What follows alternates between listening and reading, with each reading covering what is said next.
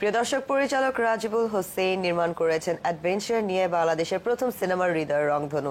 আজ আমাদের সাথে উপস্থিত আছেন তিনি। কথা বলবো তার সাথে তার ভবিষ্যৎ পরিকল্পনা এবং চলচ্চিত্র নিয়ে। সাদর আমন্ত্রণ জানাচ্ছি ফ্যান লাভলি সিনেমা এক্সপ্রেসে। কেমন আছেন? আলহামদুলিল্লাহ, ভালো আছি। ওকে ভাই, আপনি হচ্ছেন বাংলাদেশের প্রথম অ্যাডভেঞ্চার বেসড মুভি তৈরি করছেন, যেটির নাম হচ্ছে হৃদয়ের রংধনু। So that's a very good news, like for all those adventurous people যারা অ্যাডভেঞ্চার করতে অনেক পছন্দ করে, ভালোবাসে। সো আর যারা এখনো করতে পারেনি, যাদের এখনো সুযোগ হয়নি, তাদের একটা দেখার সুযোগ আছে আপনার ছবির মাধ্যমে। So we want to know the story. শুরুতেই যেটা বলে রাখা দরকার সেটা হচ্ছে যে হৃদয়ের রংধনু চলচ্চিত্রটি মূলত তরুণ বয়সী যারা আছে তাদের জন্য, হ্যাঁ, যাদেরকে আমরা বলছি মিলেনিয়াম জেনারেশন। এই মিলেনিয়াম জেনারেশন হচ্ছে সোওয়ার্ড জেনারেশন। ওদের কোনো ফিউচার নেই, ওদের কোনো ড্রিম আইডিয়াল ক্যারেক্টার নাই, এবং ওরা সো ইনটু সাইবরনেটিক স্পেসে বিলং করে। তো ওদের টেস্টকে রিপ্রেজেন্ট করার জন্য, ওদেরকে সিনেমা হলে নিয়ে যাওয়ার জন্য এক ধরনের গল্প আমরা খুঁজছিলাম, যেটা আসলে এই হৃদয়ের রংধনু, যেটা একই সঙ্গে তরুণদের হৃদয়ের রঙের কথা বলছে, তরুণদের জীবনের যে আপস অ্যান্ড ডাউনস আছে সেগুলোর কথা বলছে, এবং নতুন ধরনের, মানে আমি বলবো যে 2017-18 যে ভাবনা চলচ্চিত্রের, এবং সেই ভাবনা নিয়ে আমরা এই ছবিটি নির্মাণের চেষ্টা করেছি। But then again there are few challenges which you are facing এখন, যেটার হচ্ছে যে আমরা একটু ক্রুশিয়াল বা কমপ্লিকেটেড যে পোর্শন আছে সেটা নিয়ে একটু বেশি কথা বলবো আজকে, because this is the fact আজকে আমাদের ফিল্ম ইন্ডাস্ট্রি। সেটা হচ্ছে যে সেন্সর বোর্ড আপনার এই মুভিটা আটকে রেখেছে ফর সার্টেন রিজনস। ওই রিজনগুলো আমরা জানতে চাই। 8 মাস আগে সেন্সর বোর্ডে জমা দিয়েছি। 8 মাস পর সেন্সর বোর্ড আমাদের কাছে এই সাম্প্রতিক একটি চিঠি দিয়েছে চলচ্চিত্রের কিছু বিষয় নিয়ে ওদের আপত্তি। হ্যাঁ, যেই আপত্তির বিষয়গুলো আসলে বিস্ময়কর। মানে আমি হতবাক হয়ে গিয়েছি, কারণ আপনি জানেন যে যখন একটি অ্যাডভেঞ্চার ফিল্ম করা হয়, মানে অ্যাডভেঞ্চার ট্রাভেলারদের দেখানো হয়, তখন তারা বনে থাকবে, জঙ্গলে থাকবে, দ্বীপে থাকবে, বিভিন্ন জায়গায় থাকবে। তো এইসব জায়গায় হোটেল মোটেল আসলে পাওয়া যায় না। তারা সাধারণ অ্যাডভেঞ্চার লাভাররা তাঁবুতে থাকে, মাছ পুড়িয়ে খায়, কাঁকড়া পুড়িয়ে খায়। তো এরকম কিছু বিষয় তাদের আপত্তি ছিল। তাঁবুতে থাকা একটি, হ্যাঁ, কেন ওরা তাঁবুতে থাকবে, কেন ওরা মাছ পুড়িয়ে খাবে, কাঁকড়া পুড়িয়ে খাবে। তাদের কাছে মনে হচ্ছে এটা হচ্ছে অসহায় জীবনযাপন। তাঁবুতে পড়ে থাকা আসলে অসহায় জীবনযাপন নয়। No, because they have chosen it. ওরাই বেছে নিচ্ছে এইভাবে একটা অ্যাডভেঞ্চার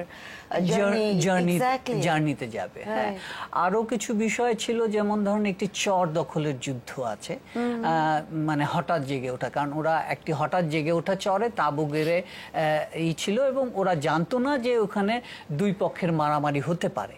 হ্যাঁ, তো এই চর দখলের যুদ্ধ কেন চলচ্চিত্রে দেখানো হবে? তাদের আরেকটি আপত্তির জায়গা হচ্ছে যে এই যে 4 জন পারফর্মার আমাদের যারা ওই জার্নিতে গিয়েছে, তাদের ভিতরে এটা একটা ক্রস কালচারাল ছিল। দুজন বাঙালি ছিল, একজন পাহাড়ি ছিল, এবং একজন বিদেশি ছিল। এরা বন্ধু, দে ফ্রেন্ডস, ওরা নিরুদ্দেশ যাত্রায় বেরিয়েছে। তো এই চর দখলে যখন যুদ্ধটা হয়, তখন ওরা এই যুদ্ধটা থামাতে যায়, এবং থামাতে গিয়ে ওরা আহত হয়। এই আহতটা হওয়াটাকে তারা মনে করছে, সেন্সর বোর্ডের সদস্যরা মনে করছেন যে এটা তাদের উপর আক্রমণ। আরো মজার কিছু বিষয়, যেমন ধরেন একটি দৃশ্য আছে যে একজন পারফর্মার একটি দোকানদারের কাছে গিয়ে বলছে যে একটু পানি হবে, তো দোকানদার বলছে টেবিলে দেয়া আছে, নিয়ে খান। তো এটা নিয়ে সেন্সর বোর্ডের আপত্তি, এবং সেন্সর বোর্ড বারবারই বলছে যে পর্যটন শিল্পের ক্ষতি করবে। এখন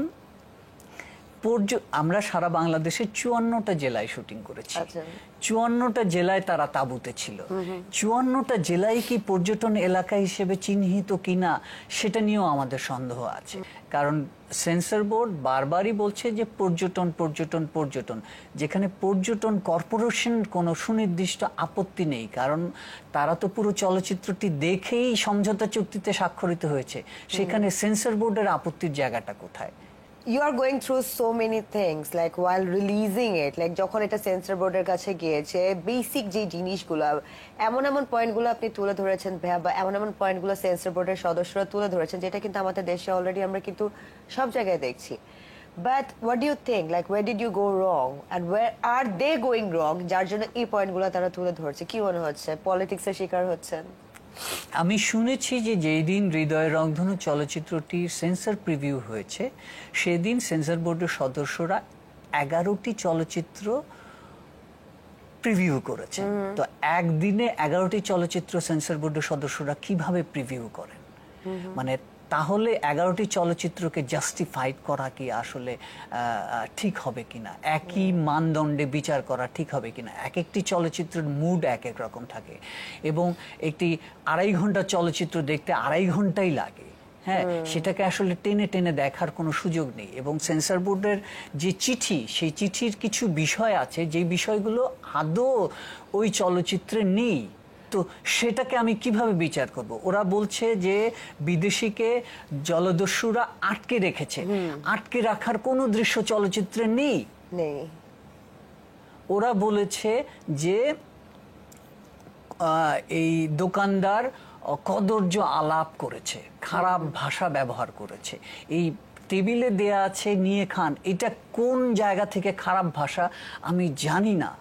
তাহলে এই বিষয়গুলোকে নিয়ে কে কথা বলবে, বা আমি কিভাবে আসলে বুঝবো যে তারা পুরো চলচ্চিত্রটি আসলে প্রদর্শন করে দেন মতামত দিয়েছে? আরেকটি জিনিস বলে রাখা দরকার যে এই চলচ্চিত্রটি, তথ্য মন্ত্রণালয় এই চলচ্চিত্রটির সেন্সর ফি মওকুফ করে দিয়েছে। অর্থমন্ত্রী পর্যন্ত সেইটাকে সিগনেচার করেছে, সুপারিশ করেছে। সেই চলচ্চিত্রটি 8 মাস ধরে সেন্সর বোর্ডে আটকে ছিল। এই যে এখন আমরা যে পয়েন্টগুলো শুনলাম, আমাদের ফেয়ার লাভলি সিনেমা এক্সপ্রেসের দর্শকরা নিশ্চয় পয়েন্টগুলো তারা ভালো করে বুঝতে পারছে, তুলে ধরতে পারছে। But as an audience, as a film lover, like আমার personally I didn't find any what do you call it, negativity যেটা এই ছবির মাধ্যমে ছড়ানো হচ্ছে আমাদের সমাজে। সো ইন আ ওয়ে আমরা সেন্সর বোর্ডের দক্ষতা নিয়ে কথা বলতে পারি, যেটা অলরেডি কিন্তু তাদের দক্ষতা নিয়ে অনেক প্রশ্ন তুলছেন যে আসলে কোন ছবি রিলিজ করা উচিত, বিকজ বাইরের দেশের ছবি অনায়াসে আমাদের দেশে কিন্তু রিলিজড হচ্ছে। সো তাদের দক্ষতা নিয়ে আপনি কোনো প্রশ্ন তুলতে চান বা কিছু বলতে চান? মূল জায়গাটা হচ্ছে যে সেন্সর বোর্ডের মেম্বার কারা। হ্যাঁ, আপনি যদি লক্ষ্য করেন ম্যাক্সিমামই হচ্ছে পদাধিকার বলে, অর্থাৎ সরকারি পদাধিকার বলে যে মেম্বাররা তা বিভিন্ন পোস্টে আছে, তারা এখানে মেম্বার হয়। আর কিছু মেম্বার, যেমন ধরেন 3 জন হয়তো চলচ্চিত্র সংশ্লিষ্ট মানুষ সেন্সর বোর্ডে আছে। তো 15 জন বা 14 জন মেম্বারের ভিতরে যদি 3 জন সিনেমা সংশ্লিষ্ট থাকে, তাহলে আসলে যে কোনো চলচ্চিত্রের জন্য ফাইট দেওয়া কঠিন। আর যারা সেন্সর বোর্ডের মেম্বার হয়, তাদেরকে চলচ্চিত্রের ভাষা, চলচ্চিত্রের নিয়ে যথেষ্ট পরিমাণে মানে অ্যাপ্রিসিয়েশন করানো হয় কিনা, বা সরকারিভাবে এই উদ্যোগ নেওয়া হয় কিনা, প্রশিক্ষণের ব্যবস্থা করা হয় কিনা, এই বিষয়ে আমার যথেষ্ট সন্দেহ আছে। ফলে নতুন ভাষার চলচ্চিত্র বা নতুন ঢঙের চলচ্চিত্র তাদের কাছে আসলে দুর্বোধ্য মনে হয়। সো আপনি কি বলতে চান যে এটার জন্য সেন্সর বোর্ড কতটুকু রেসপন্সিবল, আর তথ্য মন্ত্রণালয় কতটুকু রেসপন্সিবল? আসলে সেন্সর বোর্ড তো তথ্য মন্ত্রণালয়ের আন্ডারে। হ্যাঁ, যে তথ্য মন্ত্রণালয় একটু আগে একটা স্টেটমেন্ট দিয়েছিলেন যে এক জায়গা থেকে পাস হয়ে যাচ্ছে অনেক কিছু, but then again censor board এটা করতে দিচ্ছে না। So it is contradicting the whole thing itself. Exactly, সেটাই আমি বলছিলাম যে সেন্সর বোর্ড যেহেতু তথ্য মন্ত্রণালয়ের আন্ডারে, আবার তথ্য মন্ত্রণালয় সুপারিশ করে এটার সেন্সর বোর্ড সেন্সর ফিজ মওকুফ করে দিয়েছে। তো এটা একটু কন্ট্রাডিক্টরি। আমি আসলে ঠিক জানি না সরকারি এই যাদেরকে আমরা আমলাতান্ত্রিক ব্যবস্থা বলি, এটা আসলে কিভাবে কাজ করছে। হ্যাঁ, আমরা যারা তরুণ নির্মাতা, আমরা যারা তরুণ নতুন ভাষা ব্যবস্থার সিনেমার কথা বলি, তারা এতে ক্ষতিগ্রস্ত হচ্ছে, ভবিষ্যৎ বাংলা সিনেমা ক্ষতিগ্রস্ত হচ্ছে। সো রাজীব ভাই, আপনি যেই ধরনের যে কনসেপ্টে মুভিটা বানিয়েছেন, যে জেনারেশনকে মাথায় রেখে বানিয়েছেন, আপনার স্টোরি লাইন সেটা হচ্ছে যে ইউথের জন্য, এই সময়কার মানুষের জন্য, এই সময়কার ইয়াং ক্রাউডের জন্য, রাইট? সো বাংলাদেশের দর্শকরা যদি সেটা দেখার সুযোগ না পায়, so is there any possibility সেটা বাংলাদেশে রিলিজ না করে আমরা যদি দেশের বাইরে ওয়ার্ল্ড ওয়াইড যদি রিলিজ করি? So are you planning to do something like that? হ্যাঁ, অলরেডি আমাদের সঙ্গে কয়েকটা ইন্টারন্যাশনাল ডিস্ট্রিবিউশন কোম্পানির কথা হচ্ছে, আর ফেস্টিভ্যালগুলোতে পাঠানোর প্রক্রিয়ার মধ্যে আমরা আছি। তো এটা দুঃখজনক যে বাংলাদেশের ছবি বাংলাদেশের মানুষ দেখতে যদি না পারে, এটা দুঃখজনক। যেহেতু আমি চলচ্চিত্র পড়াই, আমি যাদেরকে মানে আমার ছবিগুলো ন্যাচারালি এক্সাম্পল ফিল্ম হয়, যে যেটা প্রথম, হ্যাঁ, বাংলাদেশ, যে কারণে বাংলাদেশের প্রথম চলচ্চিত্র ডিজিটাল ফিল্ম যেটা, সেটা আমার করা। হ্যাঁ, বাংলাদেশের প্রথম এন্টি ন্যারেটিভ ফিল্ম, সেটাও আমার করা। অ্যাডভেঞ্চার ফিল্ম, সেটাও আমার করা। তো এই জাতীয় চলচ্চিত্রগুলো ফাইট করে করে আমাদের যেতে হবে। আমি চলচ্চিত্র নির্মাণ তো বন্ধ করব না। ডিজিটাল ছবি যে আপনি বলেন যে that was back in 2006, right? প্রথম ডিজিটাল ছবি কিন্তু আপনি নির্মাণ করেছেন, বাট তখন কিন্তু সেন্সর বোর্ড এটা অ্যালাউ করেনি। তখন সেন্সর বোর্ড অ্যালাউ করে। পরে কিন্তু ভালোবাসার রং নামে একটা ডিজিটাল মুভি কিন্তু রিলিজ হয়েছিল। সো আপনার মনে হয় না যে সুযোগটা আপনার, যেটা আপনি ডিজার্ভ করতেন, সেটা অন্য একজন নিয়ে যাচ্ছে? Maybe today or tomorrow 5 years later adventure based, এর চাইতেও বেশি অ্যাডভেঞ্চার বেসড মুভি রিলিজ হবে, বাট রাজবুল হোসেনেরটা রিলিজ হয়নি। So aren't you being deprived? না, ইতিহাস খুব বাস্তব জায়গা। হ্যাঁ, ইতিহাস কখনো ভোলে না কিছু। একটা জিনিস খেয়াল করেন যে আমার ছবি সেন্সর সার্টিফিকেট পায়নি, কিন্তু চলচ্চিত্রের ইতিহাসে আমার নাম আছে। আজকে যেই সব সরকারি বিসিএস ক্যাডাররা এই সেন্সর বোর্ডের প্রিভিউ মেম্বার, তারা এইসব ইতিহাস নির্মাতাদের ইতিহাস পড়েই কিন্তু তাদের চাকরিতে এনরোল হয়, এবং এনরোল হয়ে তারা এই ইতিহাস নির্মাতাদের আসলে চলচ্চিত্রকে ক্ষতিগ্রস্ত করে। That's a very tragedy. But আমরা থেমে থাকবো না, আমরা আমাদের কাজ করে যাব। আমার মতো যারা আছে প্রথম নতুন কিছু করার জন্য, তারা সবসময় করবে। তার জন্য আসলে কোনো বাধাই আসলে বাধা না। আল্লাহ না করুক, গড ফরবিডস, লাইক যদি সেন্সর বোর্ড ছাড়পত্র না দেয়, then are you gonna change your story? Like যে ছোট ছোট জিনিসগুলা, যে চায়ের কাপ পানি নিয়ে খান, এরকম ছোট ছোট যেই নট সো লজিক্যাল রিজনগুলো তারা তুলে ধরেছে, সেগুলোকে আপনি সিন কাট করে দিবেন? Would you compromise? চিন্তা বিষয়। It's a difficult question. কারণ কতটুকু আপনি কম্প্রোমাইজ করতে পারবেন আপনার মূল গল্পকে ক্ষতিগ্রস্ত না করে। হ্যাঁ, তবে আমি এটা বলতে পারি, I will fight. If needed আমি আপিল করব। হ্যাঁ, আর যতটুকু মূল গল্পকে ক্ষতিগ্রস্ত না করে করা যায়, সেটা আমাদের সেটা কাট করে যদি সেন্সর বোর্ডে জমা দিইও, সেটা হবে বাংলাদেশের দর্শকের জন্য, শুধুই মাত্র বাংলাদেশের দর্শকের জন্য। বাট আন্তর্জাতিক ক্ষেত্রে তা প্রদর্শনের কোনো বাধা থাকবে না। তো রাজীব ভাই, কি মনে হয় যে এখন আমাদের বাংলাদেশের ফিল্ম ইন্ডাস্ট্রির যে অবস্থা, সেটা আমরা সবাই জানি, সবাই দেখছি, শুনছি, বুঝছি, বাট দেন এগেন আমরা কিছু বুঝছি না। আমাদের প্রোটেস্টটা কিন্তু ফেসবুক পর্যন্তই থেকে যাচ্ছে, but at the end of the day কিছুই হচ্ছে না। যাদের যেটা করার তারা করেই যাচ্ছে।